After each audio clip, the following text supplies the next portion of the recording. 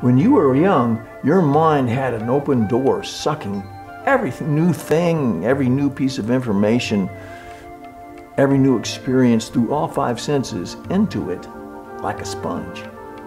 Around age 9, judgment came along and started filtering any new information you got and filing it away in its proper context. A guard was now at the gate. Hypnosis is a handy tool, key to opening that door again and moving the furniture around in the room, and maybe even refurbishing it or replacing it with something better, something newer.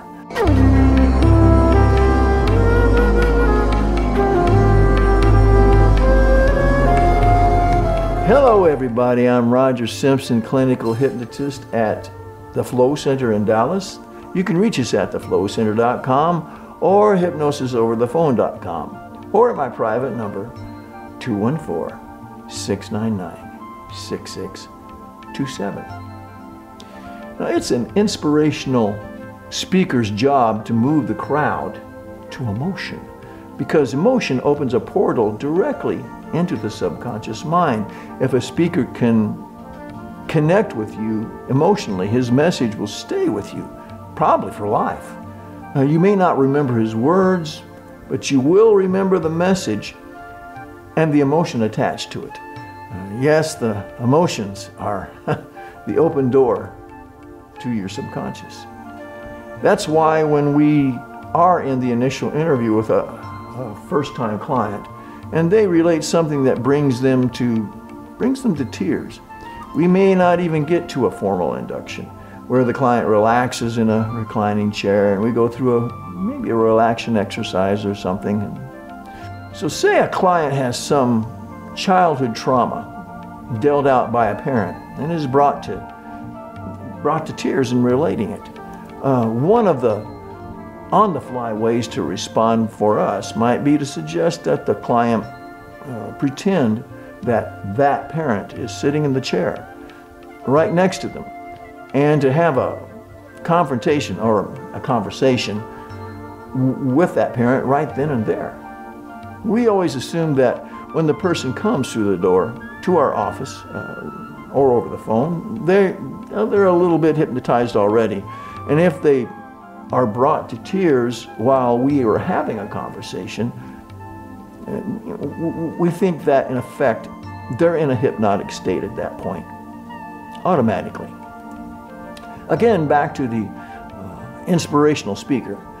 If the crowd is brought to strong emotion, their critical conscious mind is set aside and bypassed, and the speaker's message is easily implanted in their subconscious, nourished, rooted by the emotions. So emotions are a way that suggestions can be implanted into the subconscious mind. Most people are unaware or really don't think about the effect that emotions have on their lives. It has to do a lot with each person's perception of reality. You see, we don't actually experience the real things around us, and this is a fact of life. I'm talking about right down to the microscopic cellular level. Take our eyes, for instance. They are actually biological cameras. Just like a regular camera, the image comes in upside down onto the retina. Nerve impulses transmit the image to part of the brain that decides what to notice and what to ignore.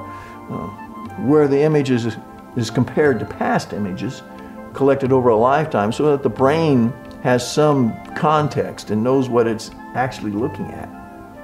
Then the image is reconstructed in another part of the brain where you actually see it.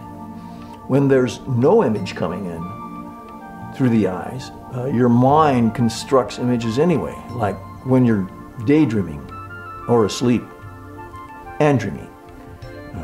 So you're really not actually experiencing the real image, only a model of it in your mind. You react to the model, not to the actual thing you're looking at. Same goes for your other four senses, 5 if you count the emotions as a sense. Your senses, all put together, collect the data from outside your body. The models your mind puts together from that data are fueled by the emotions. Eat an olive, and an image comes up about that day in New Orleans when you had that muffaletta sandwich with Harv, and how inspired you felt at the table just listening to the positive sales ideas he was so excited about. Hear an old tune and that high school dance comes up where you're trying to get up the courage to ask May Sue to dance with you, while trying to hide that taste of vodka on your breath from the punch somebody had spiked. Smell a rose. And that time when your dad came home drunk and beat the crap out of you and threw you out the front door and into the rose bushes comes up. And you couldn't do anything but cry. Couldn't go back for the fear. You couldn't understand why he was so mean. Can't understand why the smell of roses makes you wheeze. Or going up the walk to meet a sales client at his front door makes you break out in a rash and makes your feet hurt. I hope you get the picture. Advertisers and politicians and media programmers count on traumatizing and emotionalizing you constantly because they know it's a free pass right into your sacred inner mind. Wouldn't you like to use that little trick of the human mind to heal yourself instead? To take command of your own thoughts and feelings for a change? Understanding this stuff or going to a clinical hypnotist puts the reins to your mind back in your hands for a change. Powerful, good stuff. That's really powerful. This is Roger Simpson, clinical hypnotist at the Flow Center in Dallas. You can reach us at theflowcenter.com or at hypnosisoverthephone.com or at my private number 214-699-6627.